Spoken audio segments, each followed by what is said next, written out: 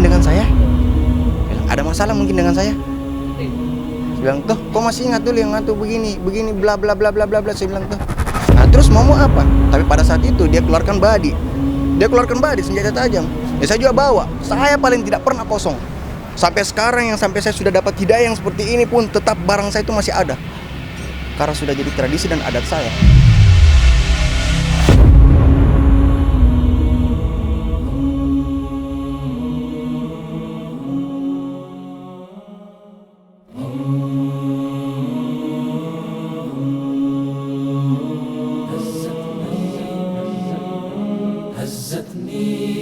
نسمات الليالي فتراها ببالي طيف آلام مرير أبكتني صرخات الأيام وأنين تنامى حول قيد وأسير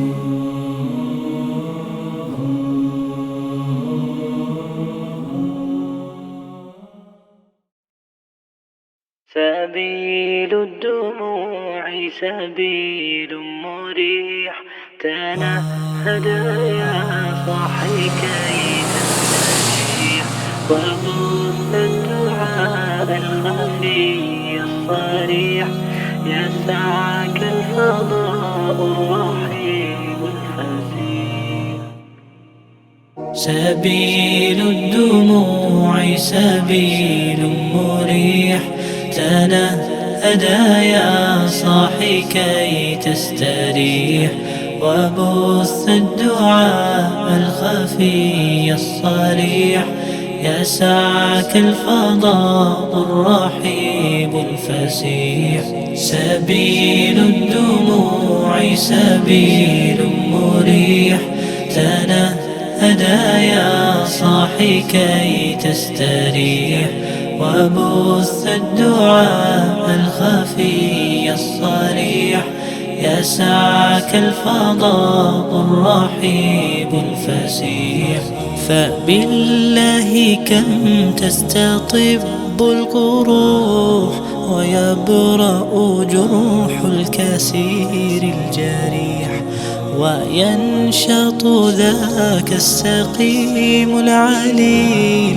وقد كان بالسقم دهرا طريق تقال العثار العظام به ويغدو الهوى ككبش ذبيح بذكر الإله تطيب الحياة تسر أسارير وجه صبيح تسر أسارير وجه صبيح سبيل الدموع سبيل مريح تنهدى يا صاحي كي تستريح وبث الدعاء الخفي الصريح يسعك الفضاء الرحيب الفسيح سبيل الدموع سبيل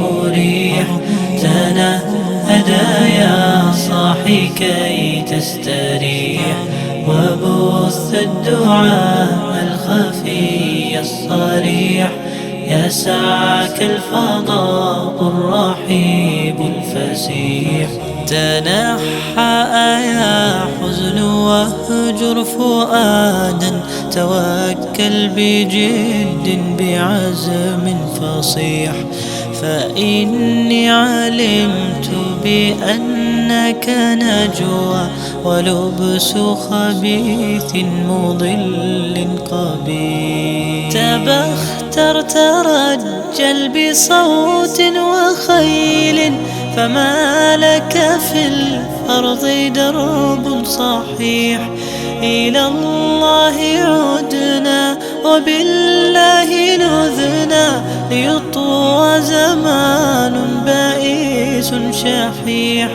ليطوى زمان بائس شحيح سبيل الدموع سبيل مريح تنهدى يا صاحي كي تستريح وبث الدعاء الخفي الصريح يسعك الفضاء الرحيب الفسيح سبيل الدموع سبيل مريح تنهدى يا صاحي كي تستريح وبث الدعاء الخفي الصريح يسعك الفضاء الرحيب الفسيح.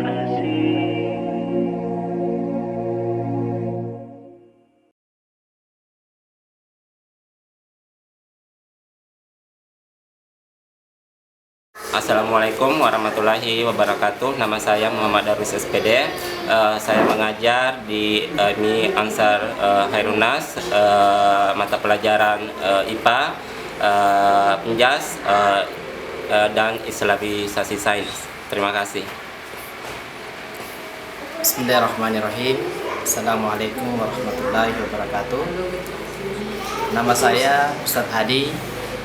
Saya bertugas sebagai guru pengajar menghafal Al-Quran di Ansar Khairunnas dan juga sebagai penanggung jawab bagian menghafal Al-Quran dan mengaji Al-Quran. Syukran, jazakallahu khairan. Bismillahirrahmanirrahim. Assalamualaikum warahmatullahi wabarakatuh. Nama saya Zainal Abidin. Saya seorang mahasiswa dan imam masjid, dan saya meluangkan sedikit waktu saya untuk datang berkunjung di Ansar Khairunnas. Jazakallahu khairan. Assalamualaikum warahmatullahi wabarakatuh. Assalamualaikum warahmatullahi wabarakatuh. Nama saya Rahmawati. Saat ini mengajar di MI Ansar Khairunnas. Dan saya mengajar di kelas 1 dan sekarang ini juga mengajar seni tari. Assalamualaikum warahmatullahi wabarakatuh. Nama saya Samsinar. Saya mengajar di RA atau TK Ansar Khairunnas. Saya mengajarkan tahfiz jilid pada anak-anak surah-surah pendek. Terima kasih. Bismillahirrahmanirrahim. Assalamualaikum warahmatullahi wabarakatuh. Nama saya Irmawati. Saya mengajar di MI yang bernaung RA MI Ansar Khairunnas. Saya mengajar di TK. Terima kasih. Bismillahirrahmanirrahim. Assalamualaikum warahmatullahi wabarakatuh. Saya Yun Januarsi SPDI. Saya mengajar di Ansar Khairunnas MTS, guru bidang studi matematika. This is our students. They memorize the Quran from the beginning, and so what's our Prophet Muhammad sallallahu alaihi wasallam said, khairukum man ta'allama al-Quran wa 'allamahu. So the best thing is the learning Quran and teaching Quran. Okay? Assalamualaikum warahmatullahi wabarakatuh.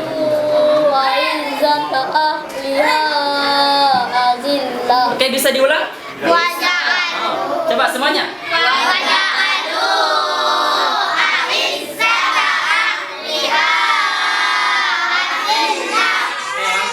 Nah, sekarang Rodiyatan jika wakaf dibaca rodiyah.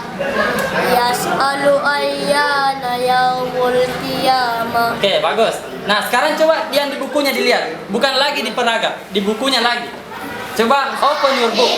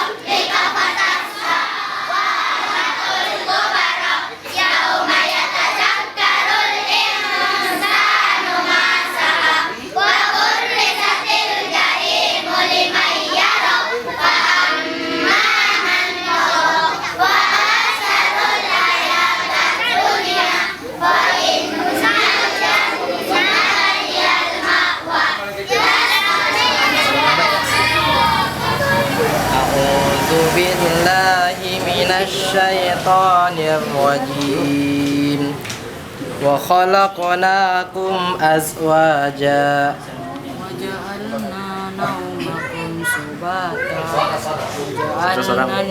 وجعلنا الليل لباسا وجعلنا النهار معاشا وبنينا فوقكم سبعا شدادا وجعلنا سراجا وضحاكا. Cukup.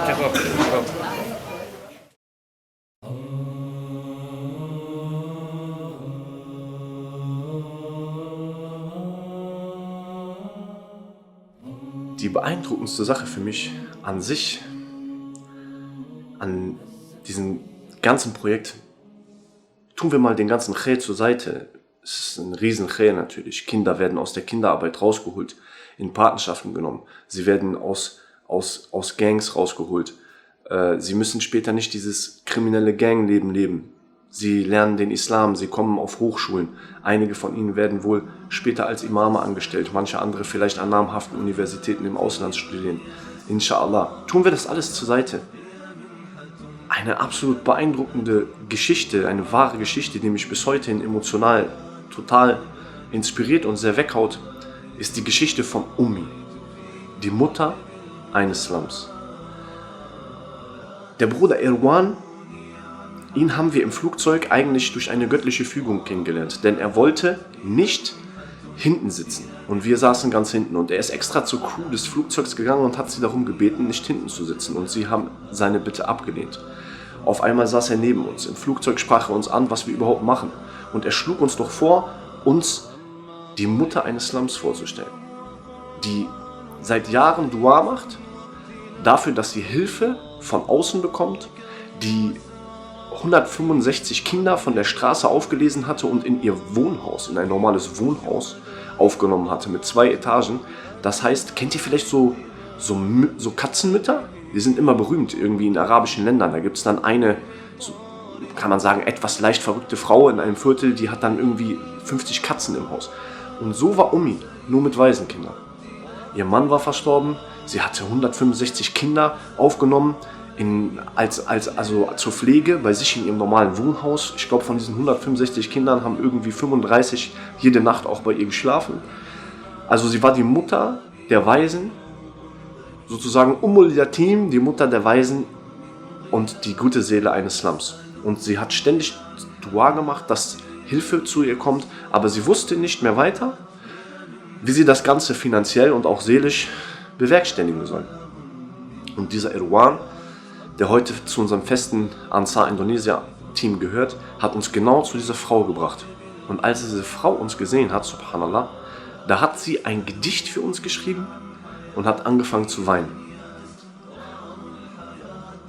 Und hat uns, subhanallah, wenn ich nur daran denke, sie hat uns sofort das ganze Grundstück vermacht. Alles, was sie hatte, geschenkt. Sie hat Leuten, die wildfremd für sie waren, die sie zum ersten Mal gesehen hat, nämlich uns. Sie hat uns das Grundstück, was sie hatte, geschenkt und hat gesagt, reißt ruhig mein Haus ab, baut darauf das Waisenhaus, was ihr bauen wollt. Ihr braucht euch kein Grundstück zu kaufen. Ihr könnt meins haben, reißt mein Haus ab. Wo ich schlafe, ist mir egal. Ich vertraue euch, ihr seid die Antwort meiner Dua. Subhanallah. Abu Bakr radiallahu anhu hat ungefähr das Gleiche getan. Er hat damals alles, was er hatte, seinen ganzen Besitz gespendet. Und subhanallah, wir sehen daran, dass es diese Menschen noch gibt. Es gibt noch Menschen, die wirklich alles geben, was sie haben. Und wir sollten uns daran ein Beispiel nehmen. Möge Allah uns recht leiten und die Mutter dieses Slums ohne Abrechnung in die höchste Stufe des Paradieses einziehen lassen. تسألوني عن حياتي فهي أسرار الحياة هي منحة هي محنة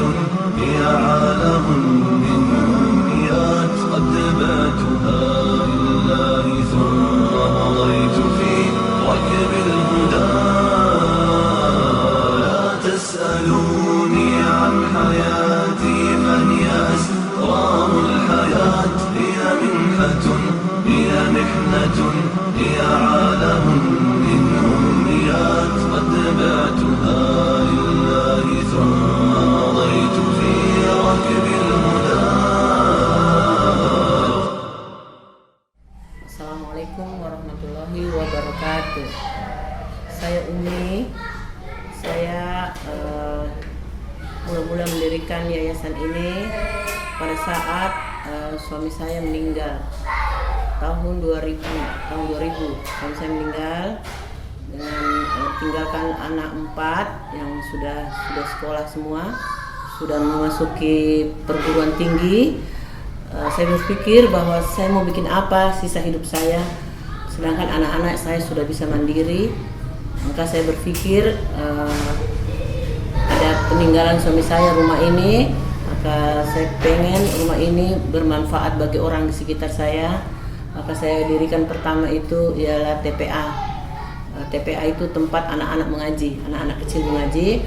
Pada saat itu ada musola di rumah, ada kecil musola di situ, diadakan anak-anak mengaji Al-Quran, anak kecil. Nah, setelah berkembang kami dirikan sekolah formal MI, Madrasah Ibtidaiyah, dan sampai saat ini. Melihat antusiasi masyarakat di sekitar kami, di sini masyarakat sini banyak pemulung yang mereka tidak bersekolah, maka kami ajak ke sini sama-sama menuntut ilmu di sini. Kebetulan daerah sekitar sini banyak juga guru-guru yang dapat membantu kami di sini.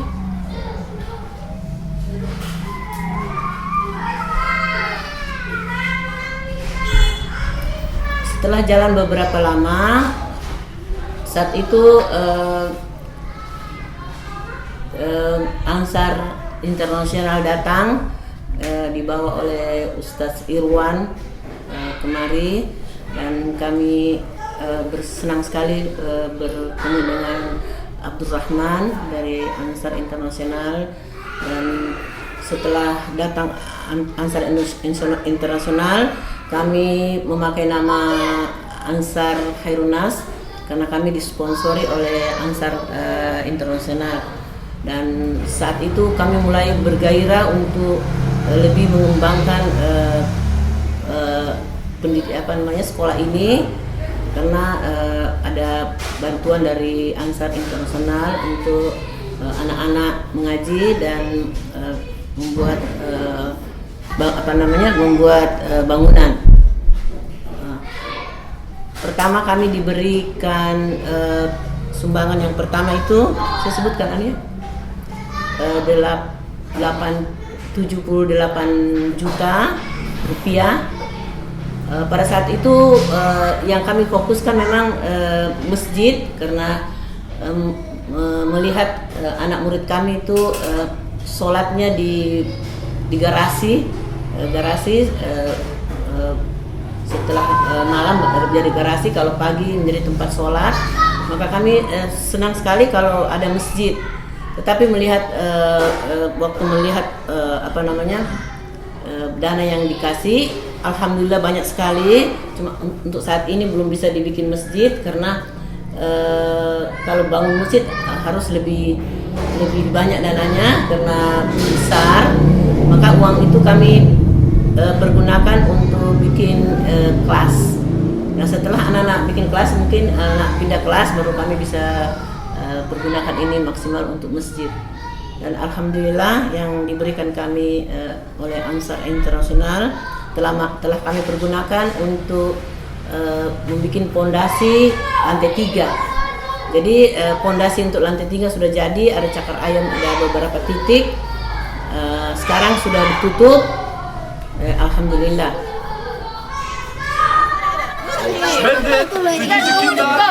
Spendet für die Kinder, die Eltern haben, die sich nicht um sie kümmern oder die gar keine Eltern mehr haben. Diese Kinder lernen den Koran auswendig und ihr braucht diesen Lohn genauso wie wir.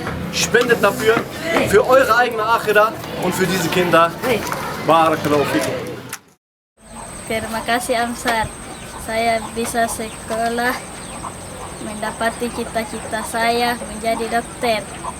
Karena sekolah saya bisa mendapatkan cita-cita saya jadi dokter.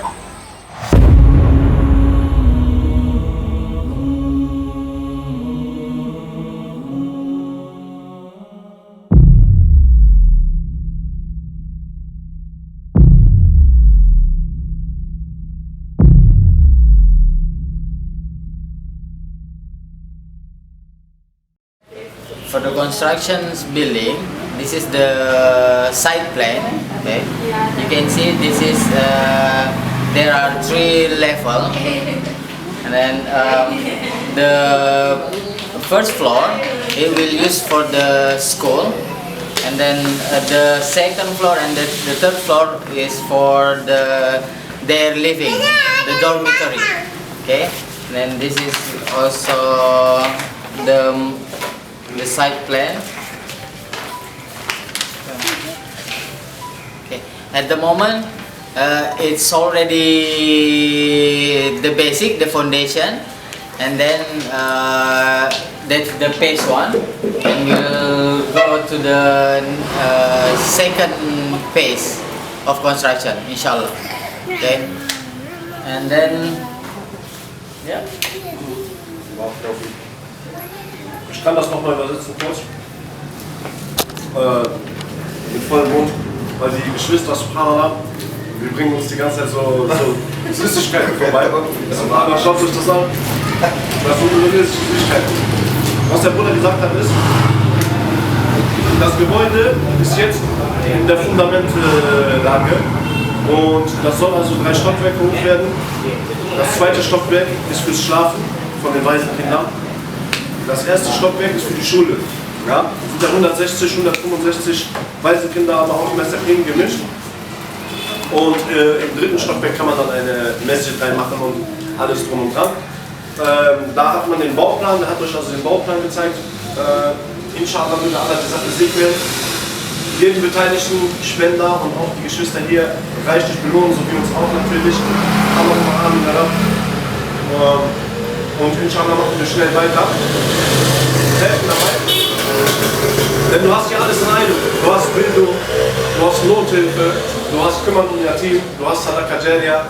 Was willst du mehr? Du hast alles in einem. Also es ist ein lukrativeres Geschäft als jemand, der dir irgendwo am Straßenrand einen Telefonvertrag anbringen will. Sondern hier will dir keiner was anbringen. Allah braucht nicht mich und auch nicht dich, um die Sache fertigzustellen, sondern wir brauchen diese Chance von Allah. Ja? Es ist ja nicht so, dass er uns für irgendetwas braucht.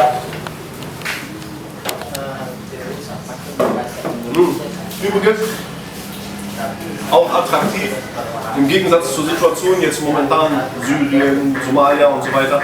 Indonesien kann man besuchen. Ja? Das heißt, ihr könnt euer eigenes Bauprojekt besuchen. Ihr könnt euch das selber mal anschauen. Ihr könnt die Kinder hier mal selber in den Arm nehmen, die mal richtig so knuddeln und so. Wenn ihr diese Kinder, gestern, subhanallah, diese Kinder, die haben uns umringt, mich und den Kameramann hier, die haben uns umringt, die haben uns in die Hand genommen und haben uns durch die Straßen gezerrt. Am Ende mussten wir rennen, weil die uns bestimmt haben, dass wir rennen mussten, weil die hätten uns von hinten sonst überrannt, wenn wir nicht gerannt hätten. Also diese Kinder, die lassen dich nicht in Ruhe, die lieben dich so sehr dafür, was du hier tust, subhanallah. Also das ist ein Erlebnis schon alleine nur wegen den Kindern. Fernab von deinem Bauprojekt, dein eigenes Bauprojekt zu sehen, in deinem eigenen Waisenhaus zu schlafen vielleicht, in deinem eigenen Mesjid zu beten vielleicht, in deiner eigenen Schule zu lernen vielleicht, subhanallah. Die Kinder können 98% der Muslime in Deutschland können die Kinder Koran beibringen. Die sind weiter als 90% der Muslime in Deutschland, wahrscheinlich weiter als 95% aller Muslime in Deutschland, diese Kinder. Die haben mehrere Juz auswendig. Ja, und subhanallah, und manche sind schon, wie gesagt, von denen Bewahrer des Koran. Und die haben Tajweed richtig gut, nicht so wie wirklich 90% der Muslime in Deutschland.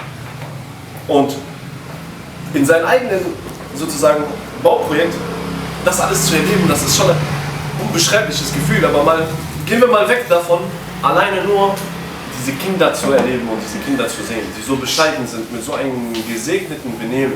Die haben richtig gesegnetes Benehmen, subhanallah. Die kommen zu dir an, die nehmen dich wirklich, also die haben diese Erziehung von Respektsperson, das haben die so drin, subhanallah, das kann man gar nicht beschreiben. Das muss man sich dann viel abgucken, auch für unsere Kinder, dass man das bisschen unseren Kindern noch beibringt. Ja? Dass unsere Kinder sich nicht, zum Beispiel, jeder kennt das, man bekommt Besuch und dann die Kinder sind frech, die kommen nicht und bringen vielleicht zum Beispiel einen Tee und sonst was. Die Kinder sind ganz andere Sorten. Ja, das ist richtig besonders. Ja, deswegen. haltet euch ran. Rasulullah sallallahu alaihi wasallam hat gesagt, es wird eine Zeit kommen, in der niemand mehr Sadaqa annimmt. Allahu a'lam, wann das so sein wird. Ja? Wissenschaftler haben letztens herausgefunden, dass durch diese Erddrehung die Sonne irgendwann jetzt bald im Westen aufgeht und ihr wisst, wenn die Sonne bald im Westen aufgeht, ist das Ende nah und keiner weiß die Zeitspanne, wann es passieren soll. Deswegen, es kann übermorgen sein und dann sollten wir auch vorgesorgt haben. Ja? Wir sorgen vor für alles. Wir sorgen vor für übermorgen, wenn wir unseren Job verlieren. Wir sorgen vor, was ist, wenn ich krank werde. Wir sorgen vor, was ist, wenn dies. Wir sorgen vor, was ist, wenn das. Aber keiner sorgt vor, was ist, wenn Allah dich jetzt sterben lässt. Hast du mal vorgesorgt? Ja, daran sollte man denken. Nur eine Sache ist sicher. Eine Sache ist sicher, und zwar der Tod.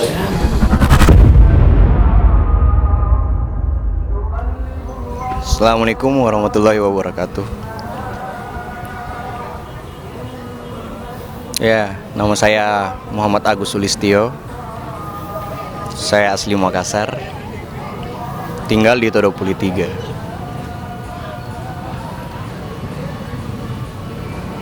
Kebiasaan masa kecil yang pernah saya alami semenjak dari SD, SMP, SMA, semua itu ya hal-hal suram lah yang saya alami dan yang pernah saya lakukan, yang itu di luar dari kebatasan orang-orang normal yang dilakukan di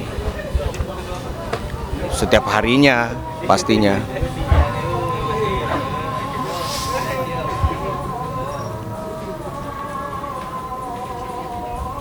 Jadi dulu sebelum saya seperti ini, semua kenakalan yang pernah saya lakukan dan kebrutalan yang pernah saya lakukan, dosa-dosa yang pernah saya lakukan, dan kejahatan-kejahatan dan dunia hitam yang pernah saya lakukan, itu semuanya ya bagi saya mungkin itu sih sebenarnya nggak ada artinya bagi saya. Cuman ya saya ceritakan sedikit pengalaman saya sebelum saya mendapatkan hidayah,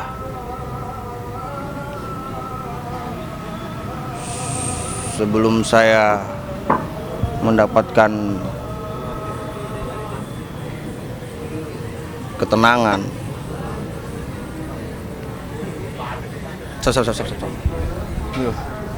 Bingung kan? Tetap saya bingung.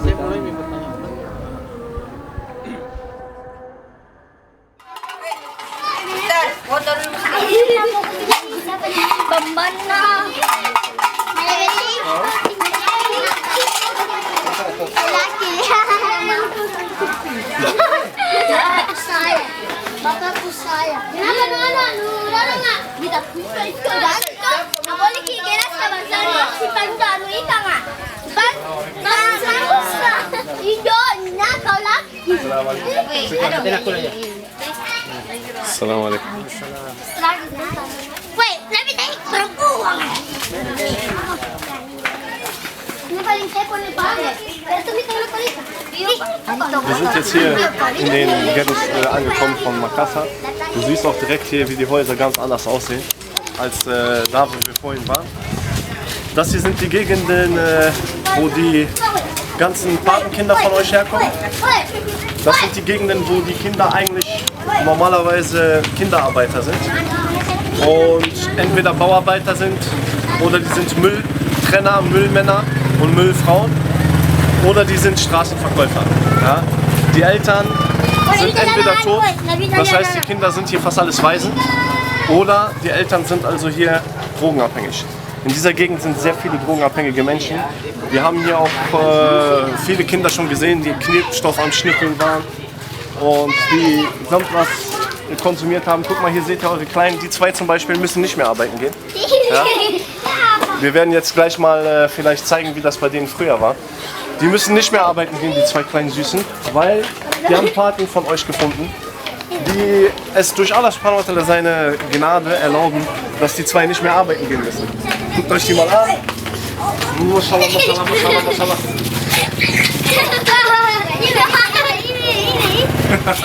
Die beiden müssen nicht mehr arbeiten, Masalah. Das ist doch schön. Guckt euch das mal an, die haben eine Wellblechhütte. Ja, das ist Wellblech. Wir haben hier 35 Grad im Schatten, also jetzt stehe ich gerade in der Sonne, es ist bestimmt 45 Grad. Und das sind Wellblechhäuser, ja. Ihr könnt ja mal versuchen, einen Tag unter einem Wellblech zu schlafen. Dann werdet ihr feststellen, dass es erstens, wenn es kalt ist, überhaupt nicht wärmt, aber zweitens, wenn es warm ist, das ist wie ein Kochtopf. Du kannst dann ein Spiegelei da drinnen braten, kannst drauflegen und das wird fertig. Also schaut euch das an, in den Zuständen leben eure kleinen Kids. Und deswegen halt auch, weil die Eltern sind halt sowieso schon drogensüchtig und sonst was. Die schicken die Kinder dann natürlich auch Geld machen. Die wollen aus den Kindern Geld machen. Und wir machen eigentlich hier nicht nur eine wichtige Sozialarbeit, eine Maßnahme gegen die Kinderarbeit, durch Ansar Khairun-Nas und durch auch die Patenschaften, sondern gleichzeitig auch eine Dawa, weil unser Team geht mit den Eltern sprechen. Und unser Team sagt zu den Eltern, passt mal auf, euer Kind hat jetzt eine Patenschaft. Allah hat was Besseres für sie vorgesehen für die Zukunft. Sie können jetzt studieren, sie können den Islam studieren und sie brauchen nicht mehr arbeiten gehen. Sie bringen jetzt monatlich Geld nach Hause, alleine nur durch die Gunst von Allah subhanahu wa ta'ala und durch die Gunst eurer Gelder. Und es gab natürlich dann auch Eltern, die versucht haben, trotzdem ihre Kinder, ihr wisst ja, wie drogensüchtig sind, die dann versucht haben, trotzdem ihre Kinder arbeiten zu schicken, obwohl das Geld von euch kam.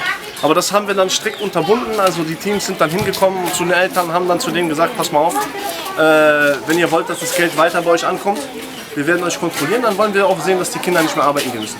Und das haben die Eltern dann halt so verstanden, insofern es sie überhaupt noch gab. Manche von diesen Kindern leben hier bei Oma und Opa, weil die Eltern es nicht mehr gewährleisten können, dass sie normal aufwachsen.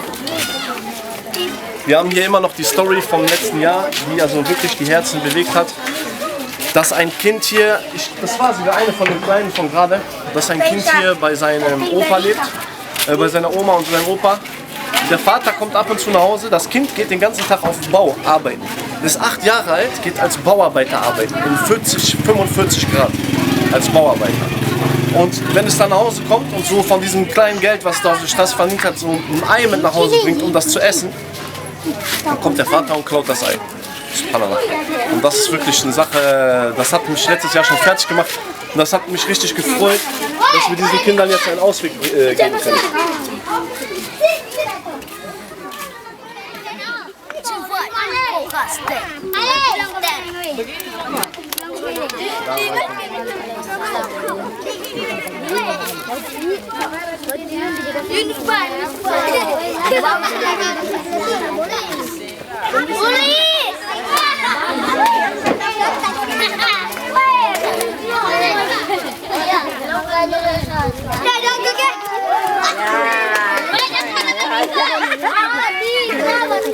Ihr erkennt die 42 Patenkinder, die schon in Patenschaft sind, ihr erkennt die daran, dass die andere Klamotten anhaben. Die haben bessere Klamotten an. Zum Beispiel der von gerade. Und ihr erkennt die anderen, ihr seht richtig noch die Armut in ihnen.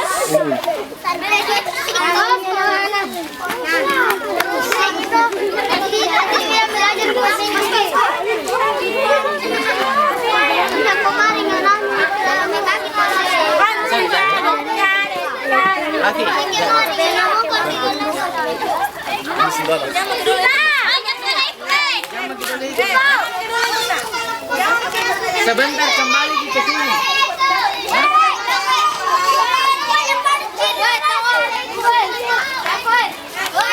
Es ist heftig, wie bei manchen Kindern noch die Armut aus dem Gesicht rausspringt.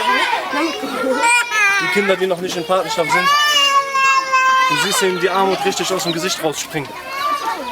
So wie wenn ihr so brasilianische Ghetto-Filme geguckt habt, das ist genauso sind ihre Gesichter.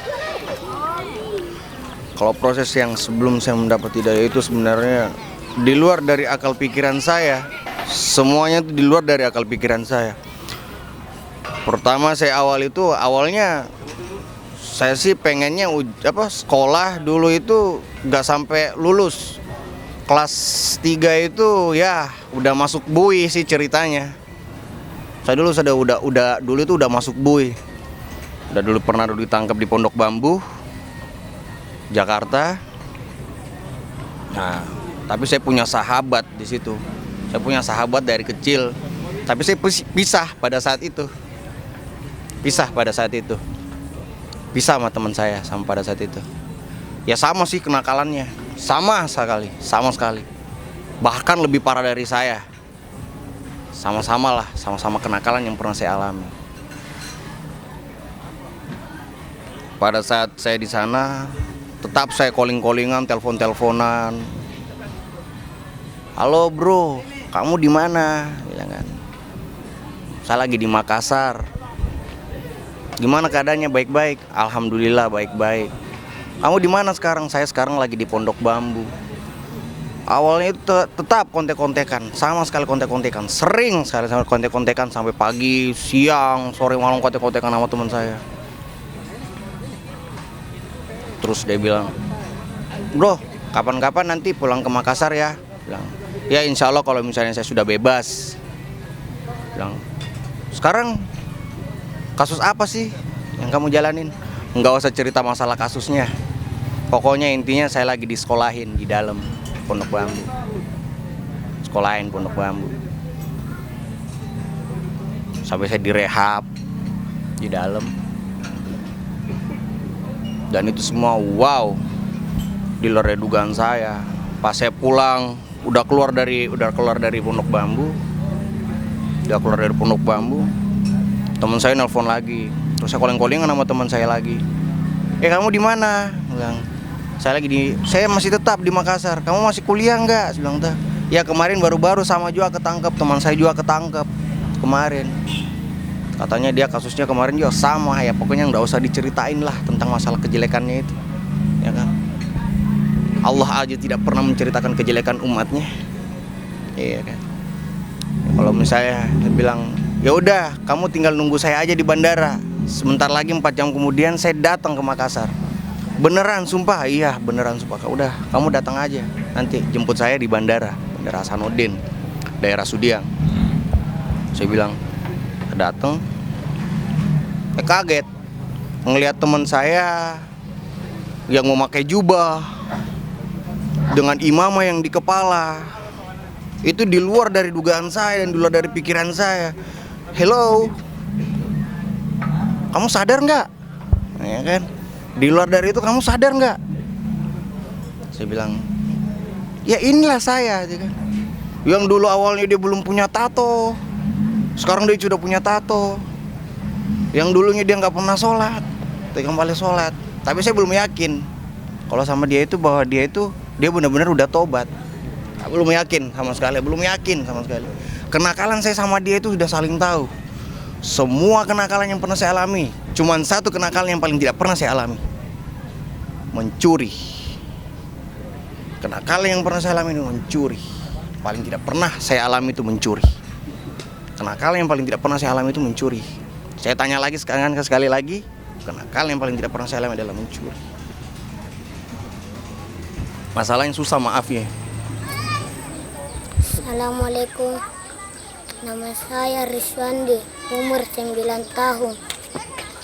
Alhamdulillah, saya bisa sekolah di Ornas. Saya bantui Ansar. Saya suka main bola karena sama berenang.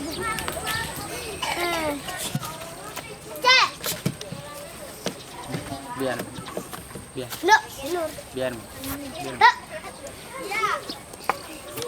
Jangan dipoto. Kasih.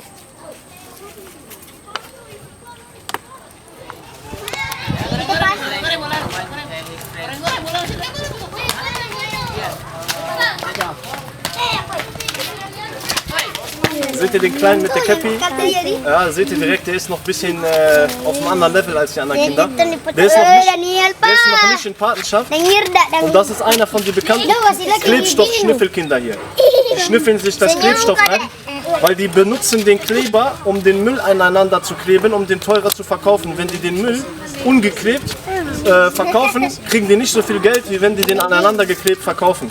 Aber die Kinder die nicht in Partnerschaft sind und um die sich keiner kümmert, die schnüffeln sich diesen Klebstoff rein und guckt, der läuft auch weg, weil der ist high. Merkt ihr, der ist high, der hat auch schon erzählt, jetzt hinten vielleicht ein anderes Kind möchte das auch noch erzählen. Das Team redet gerade mit denen. Merkt ihr, der Kleine, der ist nicht voll weg vom Fenster. Ini kita ya.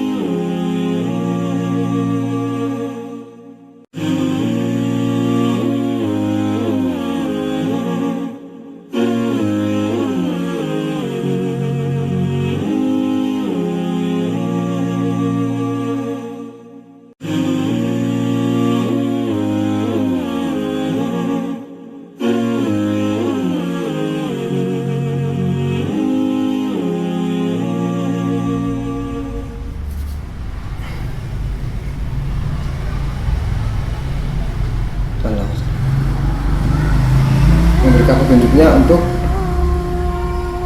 bagaimana caranya supaya toh anak-anak yang ada di sini yang sangat butuh yang butuh perhatian, butuh bantuan dan butuh sentuhan, akhirnya Allah Subhanahu wa Ta'ala mengirim orang yang tepat untuk itu.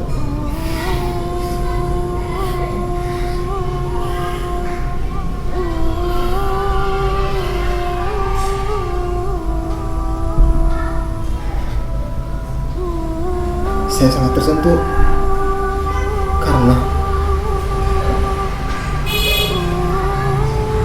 saya juga bagian dari mereka.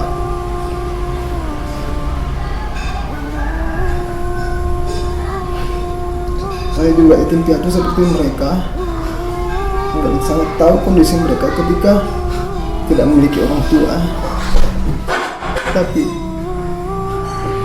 punya jiwa yang besar untuk bertahan hidup, untuk tetap berada di jalan Allah. Ya Allah, akhirnya saya sangat bersyukur karena saya bisa menyambungkan utusan Allah yang membawa misi kemanusiaan untuk menyampaikan niat baik mereka ke Yayasan Khairun-Nas. Allah Subhanahu wa Ta'ala punya skenario yang saya tidak tahu. Saya dikirim ke Makassar waktu itu.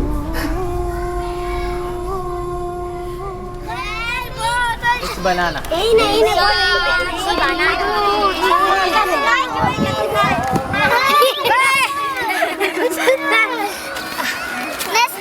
Itu aja ya. Beri foto ini ya. Sampai itu punya gue. Bisa petanan di sana. Aduh. Ya. Mago. Sambil kamu makan. Stand. Kasih nakeri. Sini bos tu.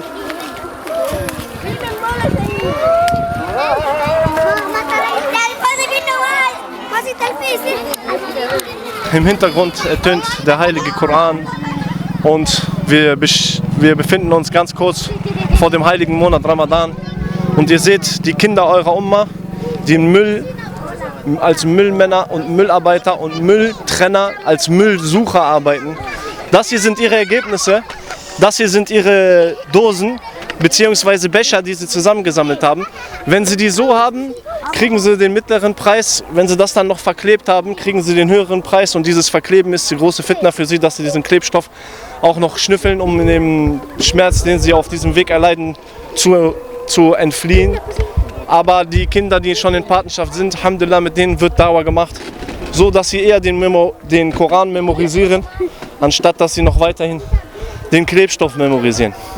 Wir schauen euch einfach mal, wir zeigen euch einfach mal, wie diese Familien so leben alle. Die leben ja alle hier in diesem Slum, wo ungefähr 500 Familien leben. Ihr könnt ja 500 mal, jede Familie hat hier ungefähr 8, 9 Mitglieder. Ja. Also hier leben schon ein paar tausend Menschen. Und ihr könnt mal gucken, wie die leben. Also das ist von denen sozusagen so ein Wohnzimmer. Assalamu alaikum. Das ist von denen sozusagen ein Wohnzimmer. Wenn ihr seht, also es ist ein einziger notdürftiger Raum aus Wellblechpappe. Hier drin haben sie ihr ganzes Hab und Gut. Alles, was sie besitzen, haben sie in diesem Raum. Und wohnen hier also zu 7, zu 8, zu 9. Ja, subhanallah. Das Ganze geht hier nochmal um die Ecke. Yeah. Das Ganze geht hier nochmal um die Ecke. Und ihr seht also, wie gesagt, alles, was sie haben, alles, was sie besitzen, ist hier drin. Ich will gar nicht weiter vordringen. Ihr seht, da vorne ist noch eine ganz kleine Mini-Kammer. Ja, da wollen wir jetzt auch nicht so noch rein. Man sieht die Dame, die schämt sich schon, subhanallah. Wir wollen das nur halt euch zeigen, wie diese Leute leben. Also man kann nicht mehr sagen, die leben arm. Man kann auch nicht mehr sagen, die leben unter der Armutsgrenze, sondern diese Leute sind richtige Slumbewohner. Das sind Leute, die wirklich überhaupt gar nichts haben. Ja. Mehr kann man dazu nicht sagen.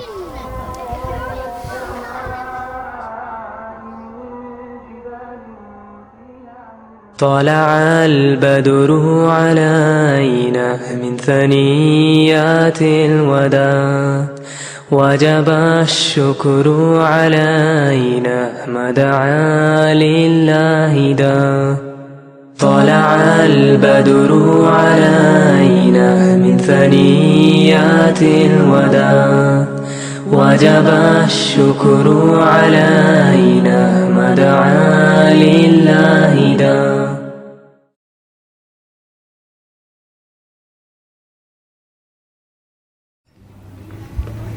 Awalnya sih saya nggak percaya dengan motivasinya, dengan cara berbicaranya itu saya nggak percaya.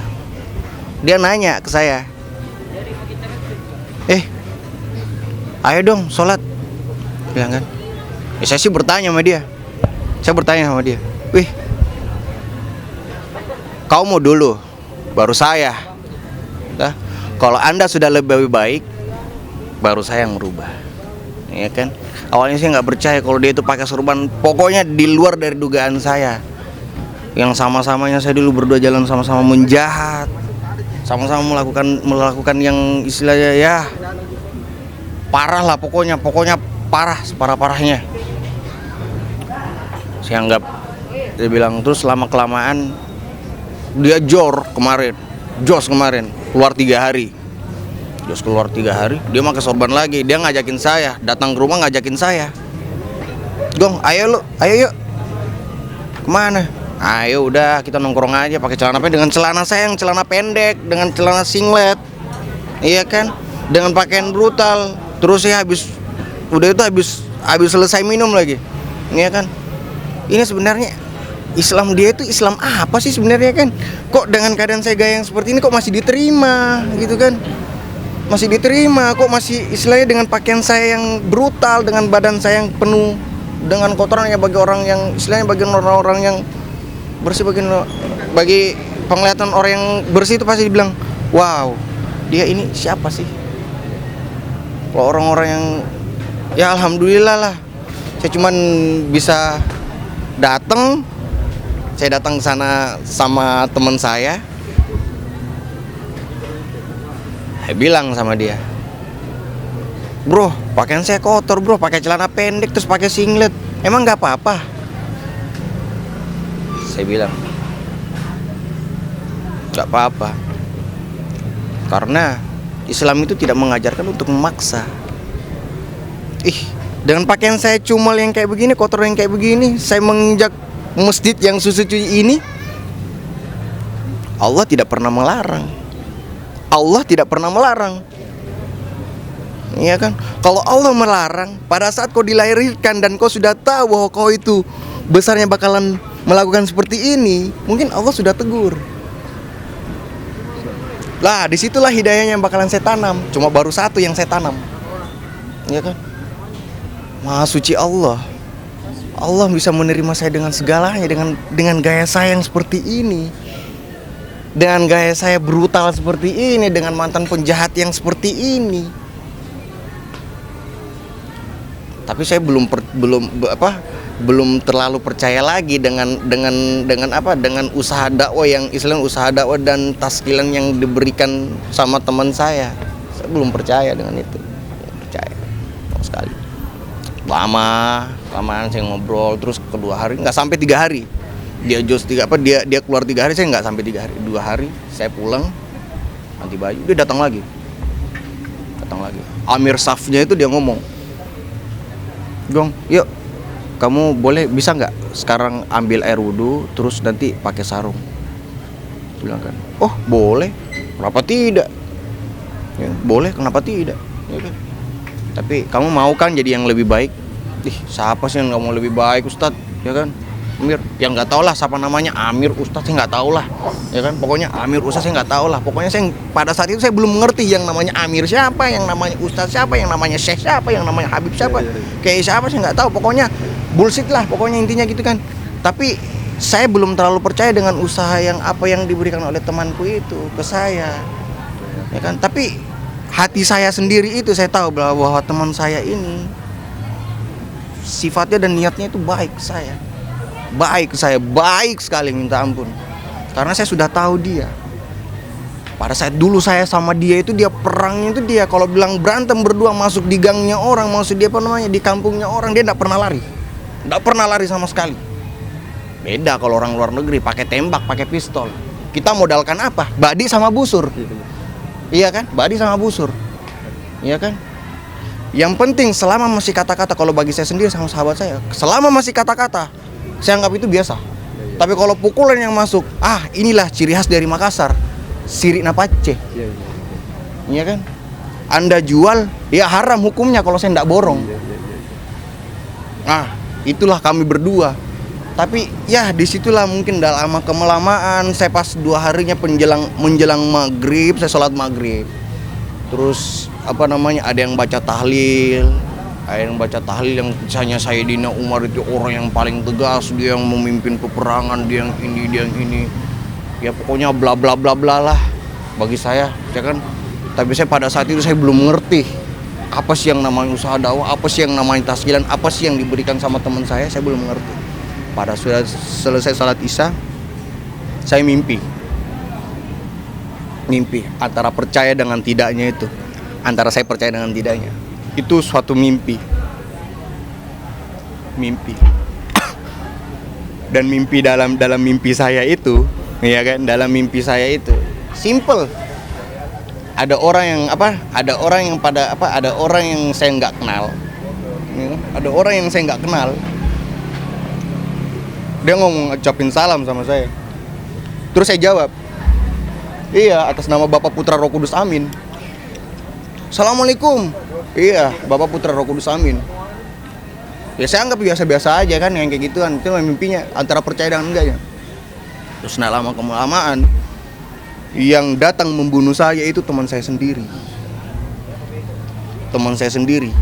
Ayah dan ibu saya itu cuma memerhatiin dan melototin, melihat anaknya ditikam-tikam. Sudah itu tidak lama kelamaan saya bangun. Saya tanya sama Amir Safnya, sama ustadznya, "Ustadz, saya mimpi begini bang, Ustadz tadi malam gini." Kalau mimpi seperti itu, kata ustadznya, kalau mimpi seperti itu kamu ambil air wudhu terus sholat sunnah. Sholat sunnah 2 rakaat, sholat tasbih 1 rakaat, sholat hajat 1 rakaat untuk bisa diterima hajatnya, ya kan? Dan sholat yang paling penting yang kamu lakukan itu sholat tobat. Saya selesai melakukan sholat tobat yang seperti itu, ya istilahnya ya di luar dari mata kepala, di luar dari istilahnya di luar dari logika lah, istilahnya di luar dari logika. Itu perasaan tenang sekali, benar, tenang sekali. Saya bilang, apa ini sih yang namanya hidayah? Saya bilang, apa ini sih yang namanya hidayah? Tapi saya belum percaya itu hidayah itu apa sih? Apakah mungkin dia sejenis makanan kaleng atau mungkin sejenis makanan yang mungkin orang mendapatkan kenikmatan, orang yang mendapatkan kesegaran itu kan bisa melalui minuman-minuman keras kan juga bisa. Ya kan? Hidayah itu seperti apa sih? Itu yang saya mau. Dan itu yang saya pengen tahu hidayah itu seperti apa. Gak lama kemudian 3 harinya itu saya tidak melapor sama Amir Safnya, bilang saya itu mau pergi. Saya itu mau pergi, maksudnya mau pulang ke rumah. Kata teman saya bilang, kamu itu harusnya itu ngelapor sama Amir Safnya dulu supaya kamu bisa pulang, minta izin pulang dulu ya kan, nanti sebentar datang lagi. Bismillahirrahmanirrahim. Assalamualaikum warahmatullahi wabarakatuh. Nama saya Ustadz Adi. Saya adalah salah seorang pengajar di Ansar Khairunnas, dan saya juga sebagai penanggung jawab di Tahfizul Quran. Insyaallah saya akan bacakan beberapa ayat yang berkaitan tentang kegiatan ini. A'udzu billahi minasy syaithanir rajim. Bismillahirrahmanirrahim. Ara'aital ladzi yukadzibu bid-din, fadzalikal ladzi yad'ul yatim wa la yahuddu 'ala ta'amil miskin, fawailul lil musallin alladzina hum an salatihim sahun alladzina hum yura'una wa yamna'una al-ma'un. Allahumma arhamna bil Quran. Assalamualaikum warahmatullahi wabarakatuh.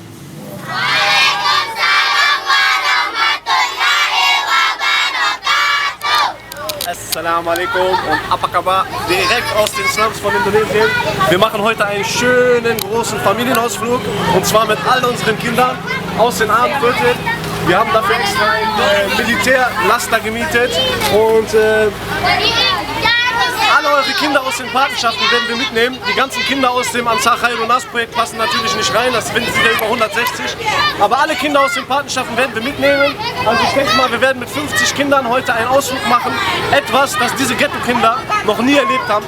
Ein Ausflug wie eine große Familie in den Nationalpark von Indonesien. Und wir werden dafür ungefähr 1 Stunde rausfahren aus der Stadt, aus der Großstadt hier. Wir befinden uns ja in Makassar, was eine 1,6 Millionen Stadt ist, 1,6 Millionen Einwohner. Also ist ungefähr eine Stadt so groß wie Hamburg. Und wir werden einen richtig schönen, großen Familienausflug machen, inshallah, stellvertretend für euch. Denn ihr seid neue Familien geworden von diesen Patenkindern. Möge Allah euch rechtlich belohnen, möge Allah euren Risk vermehren, auf dass ihr inshallah noch mehr Kinder nehmen könnt. Möge Allah das schwer auf eure Waagschale legen, auf dass das der Grund wird, wieso ihr nicht nur in Jannah kommt, sondern in die höchsten Stufen von Jannah. Allahumma amin, ya Rabbi. يا لا لا لا يا لا يا لا لا لا لا يا لا لا لا يا لا لا لا يا لا لا يا لا يا لا يا لا لا لا يا لا يا لا يا لا يا لا يا لا يا لا لا لا لا لا لا يا عيد الفرح والسعادة، عيد الفطر من بعد شهر الصيام، من بعد شهر الصوم شهر العبادة، بك نبتهج يا عيد في كل عام. يا عيد الفرح والسعادة، عيد الفطر من بعد شهر الصيام، من بعد شهر الصوم شهر العبادة بك نبتهج يا عيد في كل عامي. طعم الفرح بالعيد دوم بزيادة يا كيف بوصف فرحته في كلامي. الله طعم الفرح بالعيد دوم بزيادة يا كيف بوصف فرحته في كلامي. دم السعد بالعيد يسرد جواده بلغها لي يا عيد وفي سلامي. دم السعد بالعيد يسرد جواده بلغها لي يا عيد وفي سلامي وفي سلامي وفي سلامي. وداني دن دن دن وداني دانا وداني دن دن دن وداني دانا وداني دن دن دن وداني دانا وداني دن دن دن وداني دانا وداني دن دن دن وداني دانا وداني دن دن دن وداني دانا داني دانا داني دانا. يا عيد الفرح والسعادة عيد الفطر من بعد شهر الصيام. من بعد شهر الصوم شهر العبادة بك نبتهج يا عيد في كل عامي. يا عيد الفرح والسعادة عيد الفطر من بعد شهر الصيام. من بعد شهر الصوم شهر العبادة بك نبتهج يا عيد في كل عامي. Jadi harapan saya semoga Ansar Hinterlongsa diberikan rahmat oleh Allah Subhanahu wa taala, diberikan rezeki yang banyak supaya kami dapat juga menikmati berbagi pada anak-anak, supaya anak-anak kami juga dapat bersekolah dengan baik. Dan kami juga rencana kalau Ansar Internasional bisa membangunkan kami asrama, bisa anak-anak tidur di sini sehingga pelajarannya bisa lebih maksimal seperti itu. Dan mudah-mudahan anak-anak kami yang sekolah di sini mendapatkan fasilitas yang bisa menunjang mereka nanti bisa menjadi orang yang berguna bagi lingkungannya dan agamanya. Dan pada saat nanti mereka sudah berhasil, mereka bisa berbagi juga seperti Ansar Internasional. Dan selanjutnya mungkin fasilitas-fasilitas lainnya mungkin kami juga membutuhkan, misalnya tempat tidur, bangku, tapi mungkin setelah ada bangunannya. 1000 hat das Team schon erhalten und 4000 meine ich hat das Team schon erhalten und 1000 kriegt jetzt nochmal, ich zähle nochmal kurz, 100, 200, 300, 400, 20, 40, 60, 80, 20, 40, 60, 80, 60, 80, 700, 40, 60, 80, 820, 40, 60, 80, 920, 40, 60, 80, dia akan laporkan nanti dalam bentuk video. Jadi orang-orang yang pernah infakkan ini, dia tahu laporannya. Bismillah. Umi. Umi. Bismillah.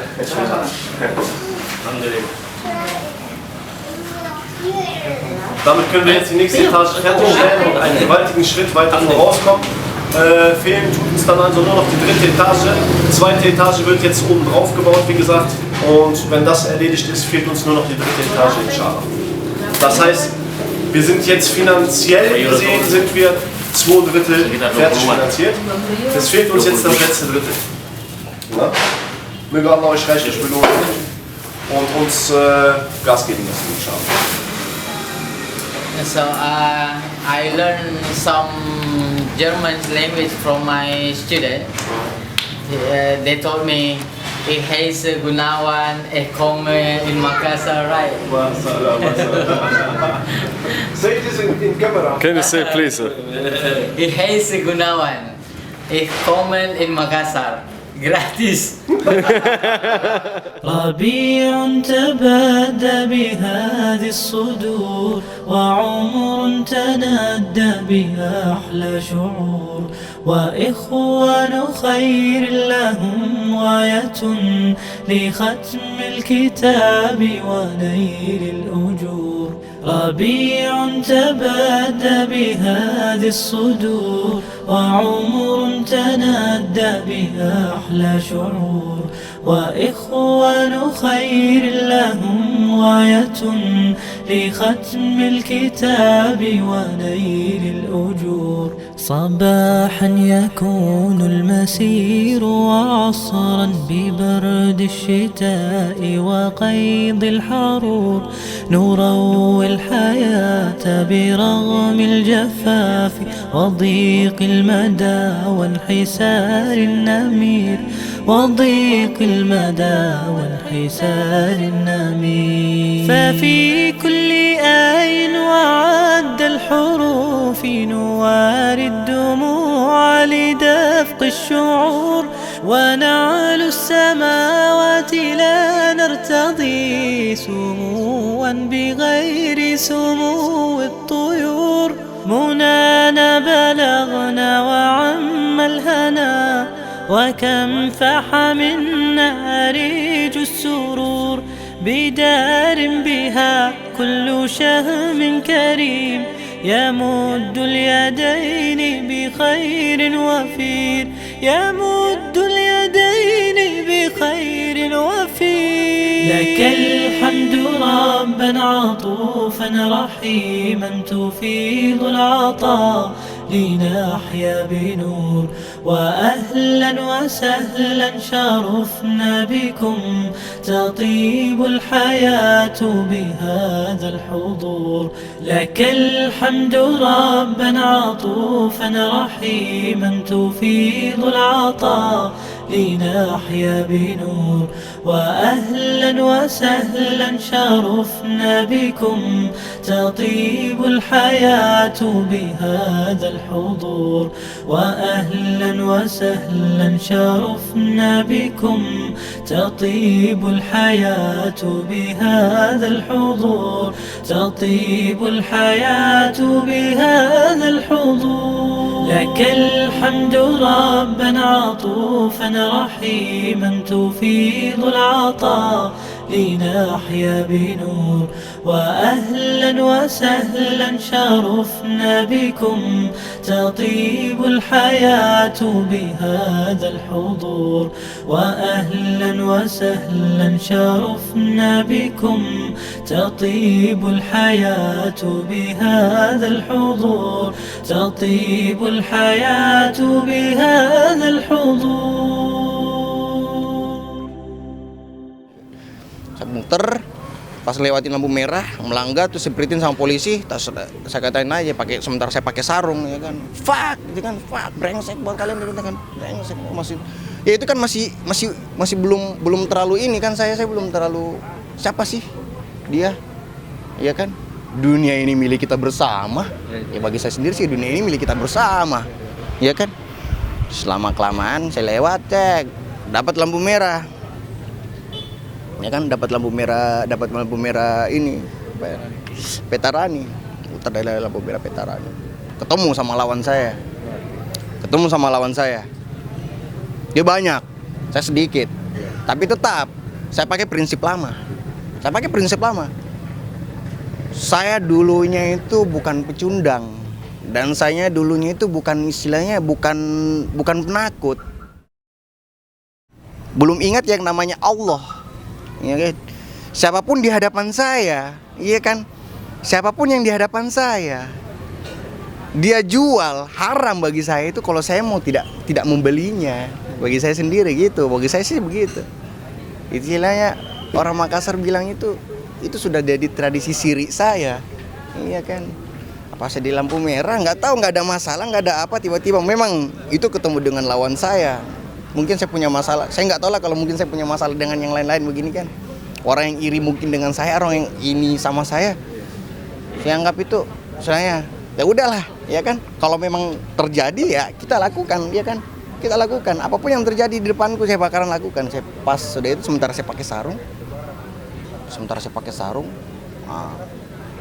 jalan, singgah kok Bagong. Kayak gitu, singgah kok Bagong. Kok masih ingat kak? Dia bilang katanya gitu. Kata dia itu kata orang yang saya sapa itu. Bilang, singgah kok Bagong. Saya bilang, kenapa Coaches? Ada masalah mungkin dengan saya? Bilang, ada masalah mungkin dengan saya? Saya bilang, kok masih ingat dulu yang ngantuk begini bla bla bla bla bla bla. Saya bilang nah terus mau apa? Tapi pada saat itu dia keluarkan badi. Senjata tajam. Ya saya juga bawa. Saya paling tidak pernah kosong. Sampai sekarang sampai saya sudah dapat hidayah yang seperti ini pun tetap barang saya itu masih ada. Karena sudah jadi tradisi dan adat saya. Orang Makassar. Tetap saya bawa. Dimanapun tetap saya bawa. Biar sementara itu tetap saya bawa. Pas dia mengeluarkan senjata tajam, saya juga saya belum keluarkan. Dia keluarkan senjata, saya belum keluarkan. Pas pada saat senjata tajamnya masuk melayang, itu tembus kena di sini saya. Tapi saya anggap itu biasa, tapi saya pukul dulu. Saya sudah pukul dulu, baru saya tarik. Temannya ikut sekitar 8 orang lah. Misalnya dia sekitar ada 8 orang. Jadi pada saat itu satu orang saya hantam pukul, tapi senjata saja belum keluar. Saya punya barang belum keluar. Nah, udah lama kemudian dia ikut 4 orang dari belakang gebukin, hantamin pakai batu popping block kepala, tapi untung pakai helm. Baru keluarin senjata tajam. Ya, istilahnya dia kena, saya kena. Meskipun saya itu istilahnya mungkin pernah punya salah sama dia, itu bullshit lah. Istilahnya bodo amat. Terserah dia mau bilang apa, pokoknya saya salah, saya halang begini. Yang namanya masa lalu ya kan, namanya masa lalu. Kalau bagi saya sendiri sih, kalau masa lalu kan gak usah diungkit-ungkit lagi. Selama kelamaan baku tikam ya. Kena saya di sini, saya kena di sini, terus gak ada yang tolongin. Kebetulan handphone itu bunyi. Handphone saya itu bunyi. Yang nelpon itu Amir Saf saya. Ketua apa sih ini? Ya, ketua gerak. Dia nelpon. Gong, kamu di mana, Gong? Ya kan, Ustaz Bagong, kamu di mana, Bagong? Bilang saya di Petarani, Ustaz. Karena saya lagi tiba-tiba saya digebukin begini-gini.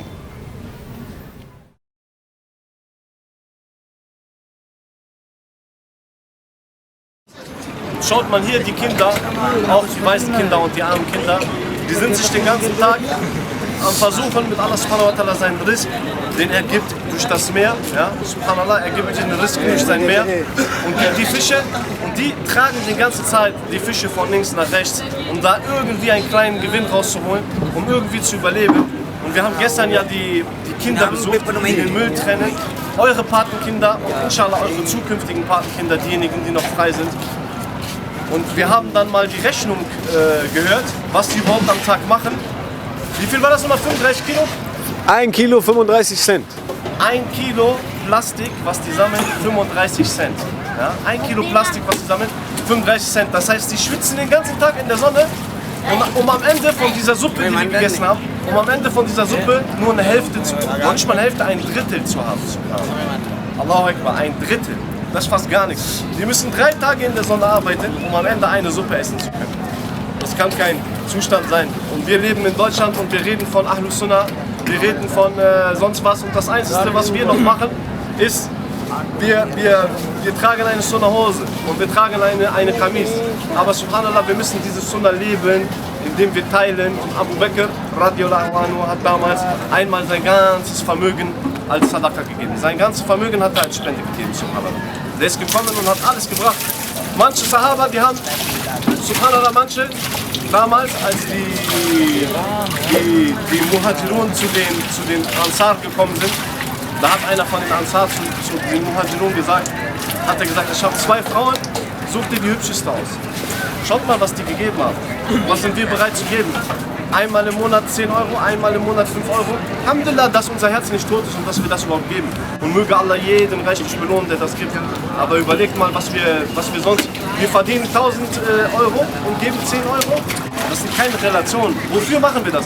Damit wir selbst in der Dunya uns schwenken. Damit wir uns in der Dunya schwenken, uns mit der Dunya betrinken. Damit der Dunya besaufen. Damit wir selbst so einen fetten Bauch haben, dass wir nicht mehr hochkommen zu Fajr, subhanallah. Wir sollten Allah fürchten in diesen Sachen. Wir sollten Wallahi Allah fürchten. Bismillahirrahmanirrahim. Assalamualaikum warahmatullahi wabarakatuh. Alhamdulillah, saudara-saudara sekalian seumat dan seiman, hari ini bukan suatu hal yang kebetulan. Allah pertemukan kita dengan Ansar Internasional. Ini adalah sebuah sekting dari Allah SWT. Sudah menjadi ketetapan Allah SWT bahwa kami di Indonesia menjadi salah satu perwakilan yang ada di Indonesia ini, sehingga bisa membantu daripada misi daripada Ansar Internasional. Besar harapan daripada masyarakat Indonesia, khususnya adalah Sulawesi, bil khusus Makassar, ya, bisa memberikan fadilah atau manfaat kepada anak-anak yang putus sekolah, tidak punya kemampuan finansial ataupun kehilangan karakter ataupun kehilangan keyakinan, sehingga ini bisa dibangun oleh Ansar bersama dengan Ansar Khairun-Nas. Maka dengan ini kami banyak mengucapkan terima kasih kepada seluruh donatur Ansar Internasional di seluruh penjuru alam. Mudah-mudahan ini bisa memberikan faedah atau manfaat kepada seluruh umat, khususnya untuk yang ada di Indonesia. Mudah-mudahan ini berlanjut dan bisa kita istiqomah, dan semua amal ibadah kita dapatkan dari Allah SWT, kita akan raih di akhirat kelak. Sekian mungkin itu yang saya sampaikan kepada saudara-saudara seiman. Terus kita melakukan fisabilillah, berjuang di jalan Allah dengan sebuah keikhlasan dan keridhaan. Terima kasih. Assalamualaikum warahmatullahi wabarakatuh.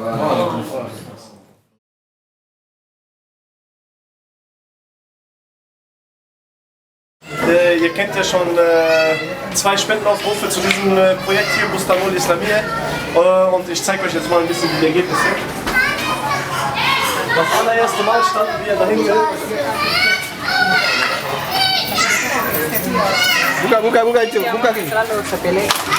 Hier standen wir das erste Mal.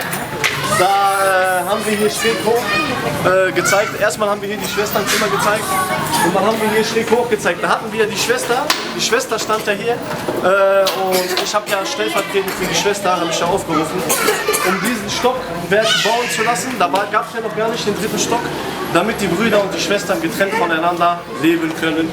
Und das war, um ihre Scham zu hüten, das war ihr innerlichster Wunsch.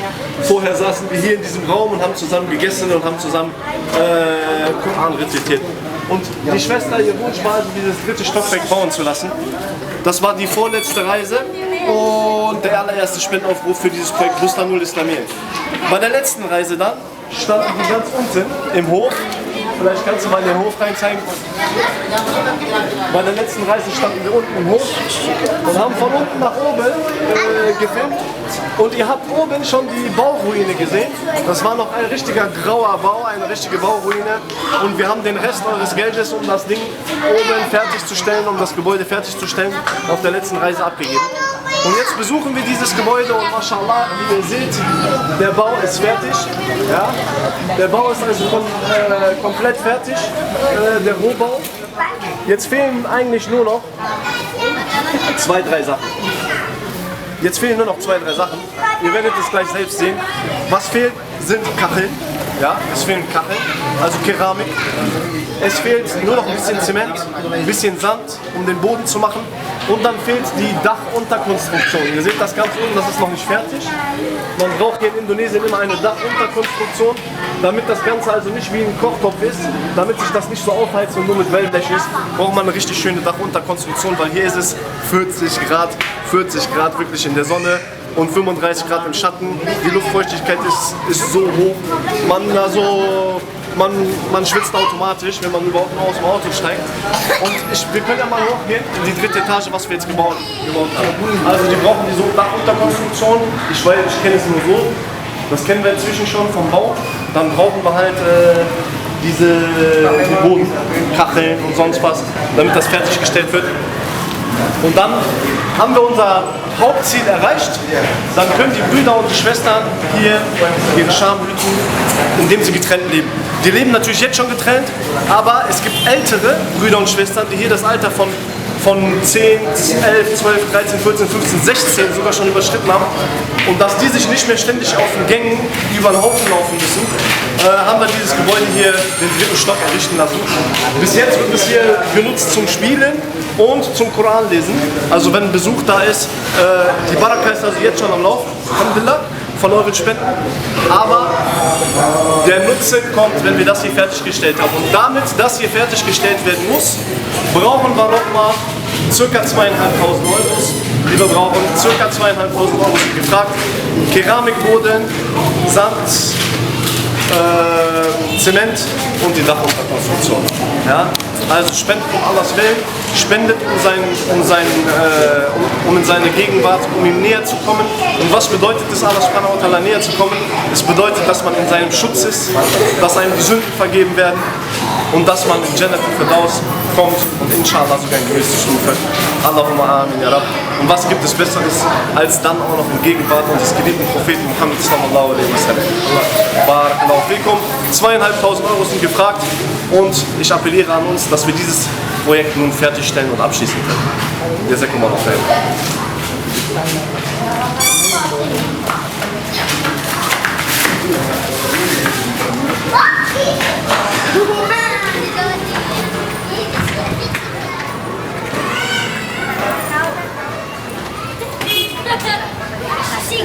Und eine frohe Botschaft noch für euch Spender, die ich gerade eben erfahren habe von der Leitung hier, vom Bustanul Islamiyya, wo wir die 3. Stockwerk ausgebaut haben, damit die Geschwister hier besser die Scham hüten können, die schon das Alter von 16 überschritten haben. Und zwar, dieser 3. Raum hier wird oft gemietet, jetzt bevor er fertiggestellt ist mit dem Boden und mit der Dachunterkonstruktion, wird er oft gemietet von der Regierung. Wenn die Meetings haben, dann mieten die diesen Raum hier und halten ihre Meetings in diesem Raum ab und das ganze gemietete Geld geht immer hier an die Waisenkinder. Also das heißt, dieser Raum, jetzt die Kinder lesen da drinnen gern Koran immer und spielen da drinnen. Habt ihr schon die Baraka am Laufen, während es noch im Bauprozess ist. Und die Regierung mietet diesen Raum und das Geld geht an die Waisenkinder. Also es ist noch eine Geldmaschine geworden, dieser Raum. Allahu Akbar, also das ist wirklich eine große Nama, eine große Gabe von Allah subhanahu wa ta'ala. Allahumma barik. Mashallah alaikum an alle euch Spender und wir lieben euch für Allah subhanahu wa ta'ala und wir sprechen im Namen dieser Kinder, die für euch Dua machen und die euch wirklich sehr, sehr, sehr, sehr in ihren Herzen tragen.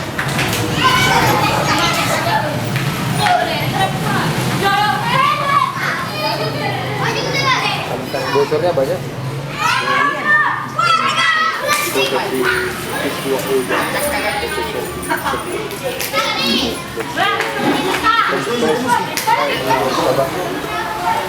Ja, ihr seht hier zum Beispiel einen typischen Männerraum. Ja, ihr müsst wissen, also in jedem Bett schlafen immer 2 Kinder. Das heißt, in dem Bett zum Beispiel, in jeder Matratze schlafen 2 Kinder. Das sind ja Doppelbetten. Ja? Kann man sich ausrechnen, wie viele Kinder hier in diesem Raum schlafen. Ich rechne es euch einfach mal aus. 2, 4, 6, 8, 10, 12, 14, 16. Ja, also ihr könnt davon ausgehen, hier schlafen 30 Kinder in dem Raum. Ne? Ungefähr 30 Kinder schlafen in dem Raum. Und das ist für ein Waisenhaus jetzt wirklich in Indonesien, ihr seht ja, das ist absolut nicht luxuriös, aber das ist ein guter Standard für ein Waisenhaus in Indonesien. Wir haben ja inzwischen hier Erfahrung, das ist ein sehr guter Standard. Das sind Holzbetten, die sind massiv, das heißt, die Kinder können spielen, es geht nicht sofort kaputt und die sind auch nicht jetzt total verranzt. Ja? Die Kinder, die kritzeln halt drauf, das ist nun mal so. In Indonesien war bei uns in Deutschland eigentlich noch schlimmer. Und die haben Schränke, ja, und auch nicht zu knapp. Also das heißt jetzt hier so 15 Kinder haben hier schon so 2 solche Schränke. Das ist, Alhamdulillah, für indonesische Verhältnisse sehr gut. Wir haben da schon ganz andere Sachen gesehen. Und wir sind zufrieden, ja, wie das Waisenhaus hier am Laufen ist. Und auch mit der Leitung sind wir zufrieden, wir kommen mit denen sehr gut klar. Das sind Leute, die kümmern sich auch um die Kinder auch psychologisch, auch moralisch. Und die lassen das Ganze hier also ganz gut betreuen. Und daher sind wir also immer wieder auch gerne dazu bereit, das Ganze hier auch zu optimieren, auch finanziell zu optimieren, weil denen einfach die finanziellen Mittel fehlen, ist ganz klar. Das ist ein größeres Waisenhaus hier, die haben schon so an die 130, 140 Kinder hier. Ja, also ist kein Waisenhaus mit 50, 60, 70 Kindern, sondern hier übernachten 130 bis 140 Kinder jeden Tag. Ne? Das ist also schon eine Sache, die man überhaupt erstmal hinkriegen muss. Die arbeiten hier für Sabilillah, ja, die Frau und der Mann. Das heißt, das Einzige, was die bekommen hier, ist was zu essen.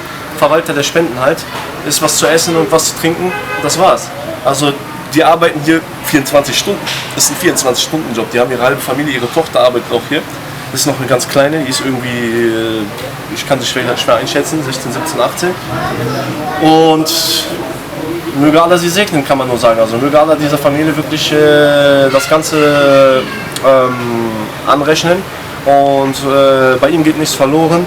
Möge Allah von ihnen annehmen, ihnen Ikhlas geben, uns allen und euch Spendern auch. Und wie gesagt, das war gerade nochmal eine schöne Geschichte, wie wir es gerade nochmal erzählt haben. Das war ja, damals haben wir ja ein Interview gemacht mit den Kindern.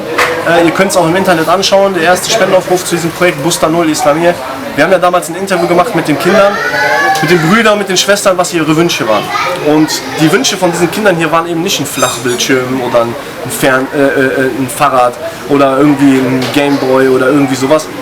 Die Wünsche von den Kindern waren sowas wie ein Putzset. Und der Knaller war halt der Wunsch von der Schwester, die meinte, ich möchte meine Scham hüten. Ich bin schon ein bisschen älter und wir sind jetzt ein paar Schwestern hier, die ein bisschen älter geworden sind. Und wir leben hier mit den Brüdern gemeinsam, weil wir einfach Enge haben. Und es würde mich super freuen, wenn ihr ein 3. Stockwerk bauen könntet, wo drin wir getrennt leben könnten. Und das ist jetzt, dieser Traum ist jetzt wahr geworden. Ja? Es fehlen einfach nur noch diese Kacheln und es fehlt nur noch die Dachunterkonstruktion. Und dann können die Brüder rüberziehen. Und das war der Traum einer Schwester. Subhanallah, also der Traum ist nun fast wahr geworden.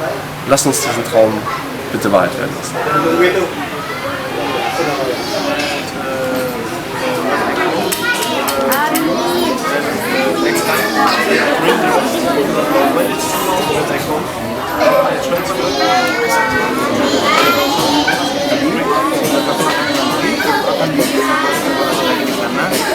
Bisa jadi nanti kalau dia datang lagi ke sini dia akan bawa langsung kayak sekarang ini. Atau bisa juga dikirim ke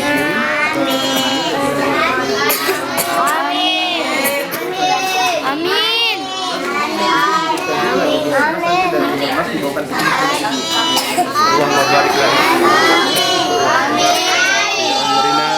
Allahumma barik lana fi umrina, Allahumma barik lana fi amwalina, Allahumma barik lana fi hayatina wa barik lana fi ukhrana.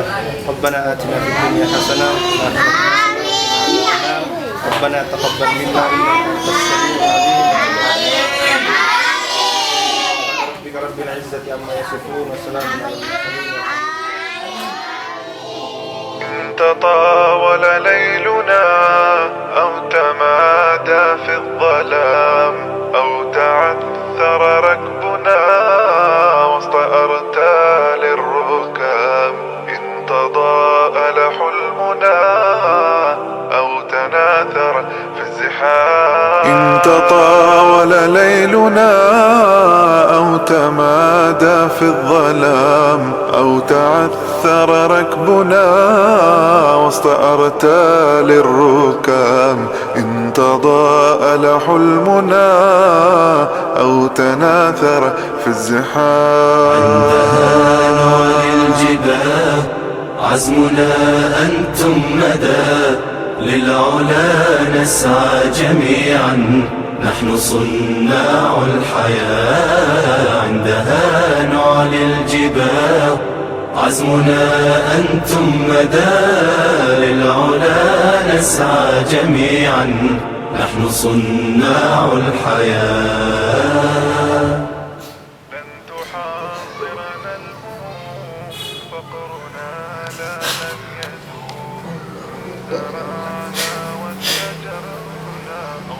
Ternyata Allah punya skenario yang tidak pernah saya juga datang.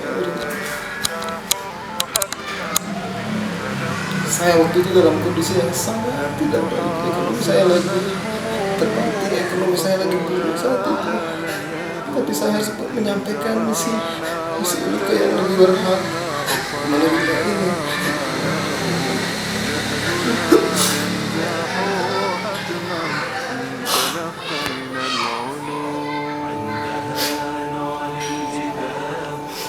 Karena saya merasa bagian dari mereka. Akhirnya dengan segala keikhlasan saya berikan kepada mereka untuk membantu anak-anak yang ada di sini.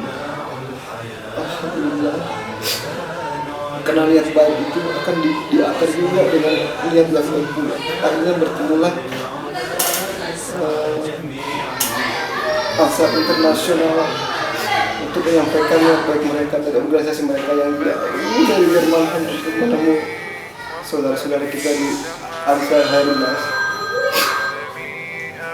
Akhirnya misi mereka cukup tersampaikan dan disambut baik dengan pihak Yayasan Hairunnas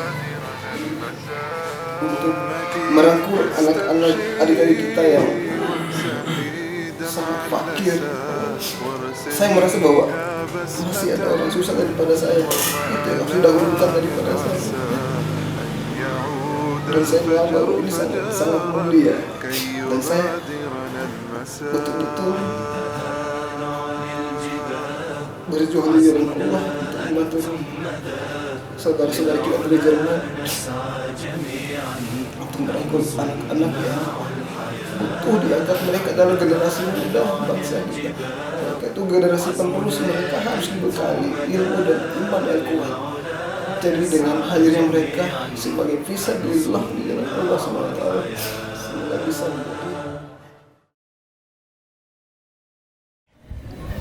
dengan pada saat apa Amir Saf datang, dia bukan ngebantu, dibilang mau ngebantu ngepukulin, tidak, ya kan? Tapi saya tetap mengelak. Kalau memang kau betul-betul berjiwa solidaritas, tahu Islam, ya kan, tahu Islam, kamu bantu juga dong pukulin dia kan, bantuin juga dong pukulin dia. Tidak, saya kan tidak tahu apa dan tidak tahu permasalahan. Saya cuma bisa mendoakan kau itu dengan kalian, dengan teman-temannya itu sama-sama mengajak, ya kan. Kalau misalnya saya bantu pukul, ya sama aja ilmu saya itu terbuang sia-sia. Kata Amir Saf saya bilang terbuang sia-sia. Istilahnya nggak lama kemudian itu yang menikam saya. Saya bilang tuh, ya sudahlah, sekarang nggak ada yang ribut, nggak ada yang ini, sekarang nggak usah diperpanjangin tentang masalah polisi kan. Ya otomatis saya juga nggak terima dong. Masa lalu yang diungkit lagi sekarang. Masa lalu yang diungkit lagi sekarang, saya nggak terima dong. Tapi mungkin karena saking istilahnya, ya Allah, tetap kata Amir Saf, coba kau sebut nama Allah. Ya Allah, kenapa kayak ini kasihan? Kenapa dengan saya? Ya kan? Kenapa dengan saya? Baru tenang hati saya. Kata Amir Saf dengan ustadznya, ingat pesan, cobaan yang kau diberikan oleh Allah Subhanahu wa taala, iya kan, kita hadapi dengan ikhlas dan lapang dada. Ya kan? Disitulah kita diangkat derajat, meskipun itu menyakitkan buat kita. Ya saya anggap itu istilahnya, ya oke lah. Kalau memang ini ya wajar sih kalau misalnya kalau saya sendiri cara pemikiran saya kan dulunya kan pernah pukul orang, jadi wajar dong kalau saya dipukul. Yang dulunya saya nikam orang, ya wajar dong kalau misalnya saya ditikam, ya kan. Lagian juga nggak terlalu parah. Nah terus maunya Ustadz ini bagaimana, ya kan? Ya udah kita ajak aja dulu ke masjid. Tapi lumayan jauh loh Ustadz, banyak loh begini, nanti dikirain kita geng-geng motor lagi, ya kan? Ya sebenarnya ini sih bukan geng-geng motor, ya kan? Yang saya ajak ini bosnya geng motor. Ya kan? Ya sudah, lama-kelamaan terus mampirnya ke masjid. Nongkrongnya ke masjid. Nongkrong di masjid, ya pokoknya dengar tasjilan, curahan. Ya akhirnya saya di situ percaya. Bukan percaya lagi, yakin bahwa hidayah itu muncul tanpa kita duga. Hidayah itu muncul tanpa kita duga. Yang menurut saya sendiri tanpa saya duga, ya kan? Oh, ini yang namanya hidayah. Ini sih yang namanya hidayah. Saya bilang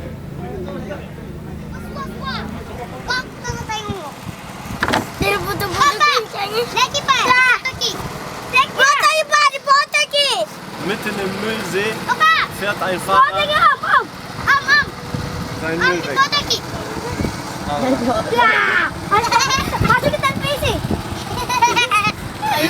Die Kleinen sagen ihm, dass der jetzt im Fernsehen ist in Deutschland. Und der denkt nur, was ist bloß passiert? Wie bin ich jetzt auf einmal dahin gekommen? Sama-sama. Deh.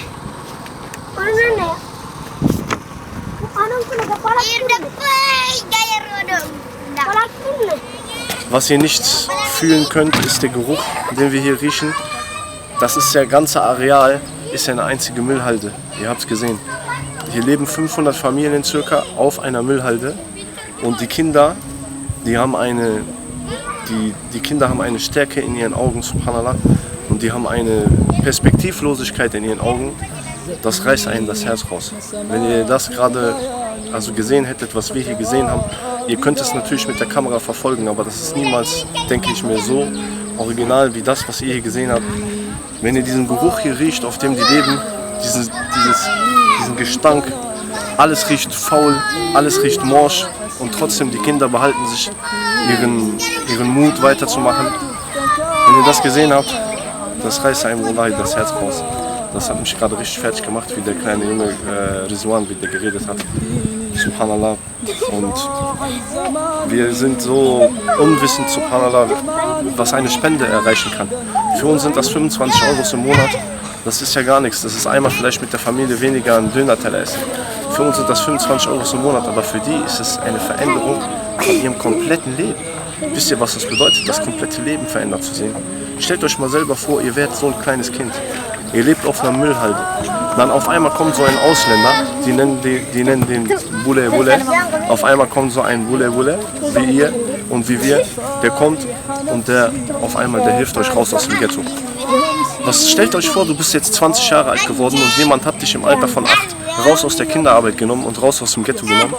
Stell dir vor, du machst Dua dann für den, du bist 20 Jahre, du machst Dua für den, dass diese Person in Jannah al-Firdaus kommt.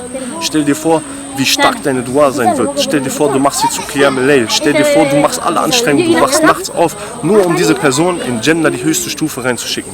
Stell dir das vor, du bist dieser Person. Und das alles könnt ihr erreichen, dass ihr solche Personen habt, von denen ihr nichts wisst.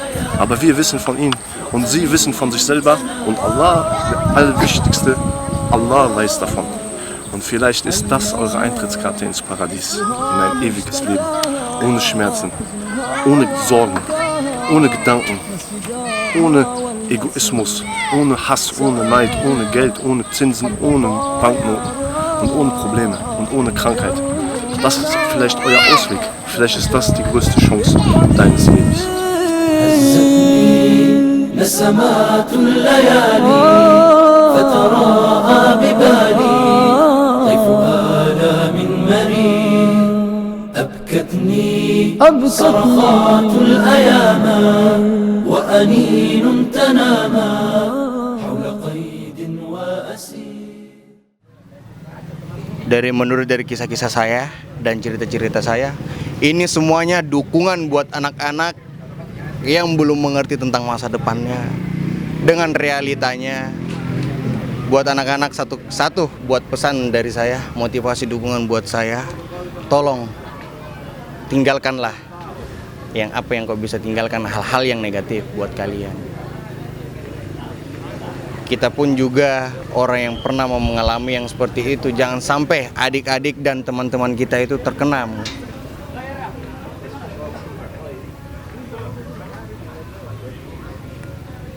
Terkadang apa yang kita alami sekarang ini, ya kan?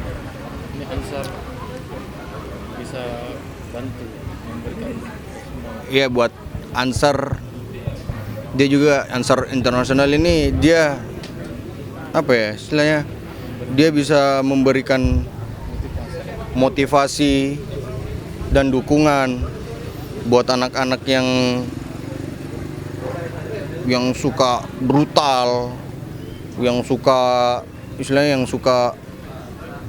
kenalan-kenalan yang suka ngalamin yang namanya sabu-sabu, yang isap lem. Buat anak-anak Makassar yang anak kecil-kecil yang suka isap-isap lem, ya kan? Ya istilahnya selama masih bisa ditinggalkan, masih bisa dihindari. Dan satu motivasi dan buat kalian dukungan, dan saya suka dukungan yang seperti ini. Ansar.